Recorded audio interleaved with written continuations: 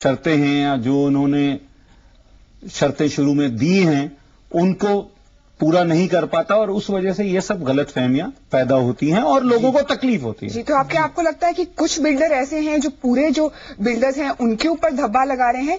ये बात सही है कि कुछ बिल्डर्स जो जिस तरीके के कुछ केसेस आए हैं जो मैं सुन रहा हूं, हालांकि मुझे उस बारे में कुछ मालूम नहीं है और मैं इस ग्रुप के बारे में कुछ जानता नहीं हूं ज्यादा, इसलिए मैं इस पे कोई भी कमेंट नहीं कर सकता हूं। बट अगर उपभोक्ता कह रहे हैं और ऐसी बातें हैं तो इसमें देखना जरूरी होता है। जी, निश्चित तौर पर पोजीशन देना था 2006 मार्च के अंदर।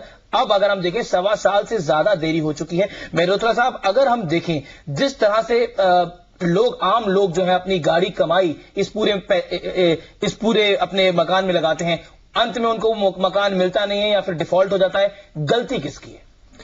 यही मैं आपको समझाना चाह रहा था कि देखिए, शुरुआत में जो खरीदार है वो ये नहीं देखता कि ये ग्रुप कौन सा है, उस कितने साल से मार्केट में है, क्या उसने जमीन ठीक से खरीदी है, क्या उसके पास पर्याप्त साधन हैं कि वो टाइम से प्रोजेक्ट को डिलीवर कर सके, देख सके, उसको तरीके से कस्टमर को बता सके।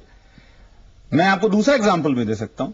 मैंने अभी अपने ग्रुप से सबको, अपने हर कस्टमर को एक न्यूज लेटर भेजा है, उसके साथ एक फीडबैक फॉर्म भेजा है। मैं आपको उसका सैंपल प्रोवाइड करूंगा जहां पे मैं हर कस्टमर से उसका फीडबैक मांग रहा हूं और उससे ये कह रहा हूं कि अगर आपको कोई शिकायत है, कोई तकलीफ है, आपको हमारी कोई अच्छी बात लगी है तो वो भी बताइए हमें, कोई बुरी बात लगी है तो भी हमें बताइए। जी, काफी महत्वपूर्ण बात आपने कही। सीधे चलते हैं कि केसी कौशिक साहब के पास। बड़ा सवाल कौशिक साहब, लीगली कैसे चैलेंज किया जा सकता है इस पूरी बात को? क्योंकि बिल्डर काफी सावधान होते हैं, क्योंकि बहुत प्रोफेशनल होते हैं। उन्होंने अपने फॉर्म में एक क्लॉज जरूर दिया होता है कि अगर हम इन फला चीज को पूरा ना कर पाए तो हम बच के निकल जाएं। उनके पास बच के निकलने के तमाम साधन होते हैं। आम आदमी जो बड़ी मुश्किल से मकान बनाता है उसके पास कई बार केस लड़ने तक के पैसे नहीं होते। वो उस आम आदमी की मैं बात कर रहा हूं जो कि काफी मजबूर हो जाता है अंत में इनकी परेशानियों को सहने के लिए। लीगली कैसे कर सकते हैं इसको चैलेंज?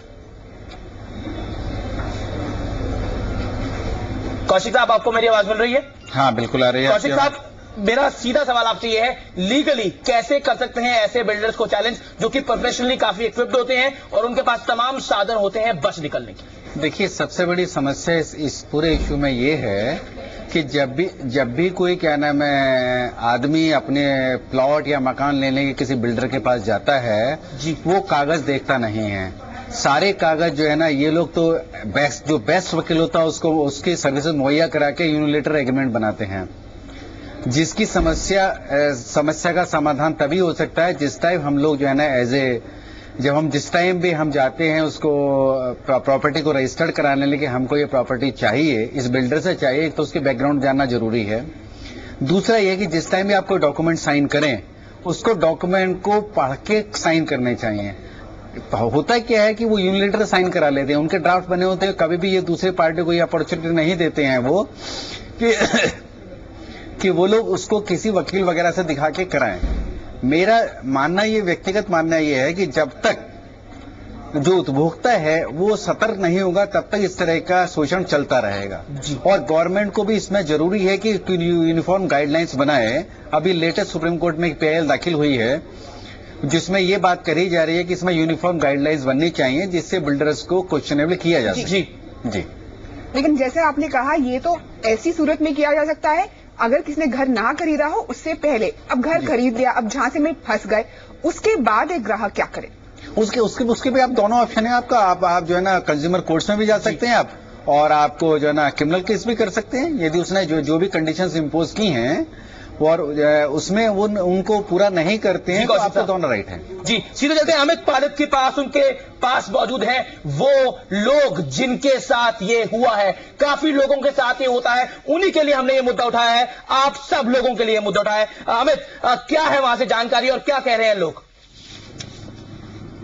देखिए, आप जैसा कि देख सकते हैं, मैं अपने हमारे कैमरामैन से बोलूंगा कि वो एक बार यहाँ पर जो लोग आए हैं उनको तरफ जरूर दिखाएं कि सब बैनर लेके आए हुए हैं, क्योंकि एक सब नौकरी पेशा लोग हैं ज्यादातर लोग, और इनके लिए बहुत मुश्किल होता है कि वो हर रोज आए और इस मुद्दे को उठाएं। तो ये आज अपने ऑफिस छोड़ के यहाँ पर पहुंचे हैं जिससे कि ये अपनी आवाज को सारे देश तक पहुंचा सके और देश की जो सरकार है सरकार तक पहुंचा सके कि